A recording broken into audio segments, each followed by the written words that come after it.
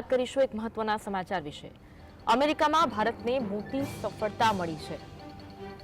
તો 26/11ના મુંબઈ હુમલાના આરોપી તહવ્વુર રાણાને ભારત લાવવાનો રસ્તો સાફ થઈ ગયો છે।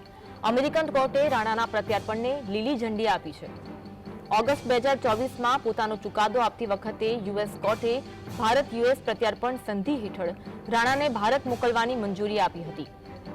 હવે ભારત તેને જલ્દી પરત લાવવાની પ્રક્રિયા બનાવી રહ્યું છે। રાણા પર 26/11ના માસ્ટર માઇન્ડ ડેવિડ કોલમેન હેડલીને મદદ કરવાનો આરોપ છે। હેડલીએ મુંબઈના સ્થળોની તપાસ હાથ ધરી હતી। આ પહેલા ભારતે અમેરિકન કોર્ટ સમક્ષ મજબૂત પુરાવા રજૂ કર્યા હતા, જેમાં રાણાની સંડોવણી સ્પષ્ટ જોવા મળી હતી। કોર્ટે સ્પષ્ટ કર્યું હતું કે ભારતમાં રાણા સામેના આરોપો અમેરિકન કોર્ટમાં ચાલી રહેલા કેસ કરતા અલગ છે। બંને દેશો વચ્ચે થયેલા કરાર હેઠળ તેને ભારત પ્રત્યાર્પણ કરી શકાય છે।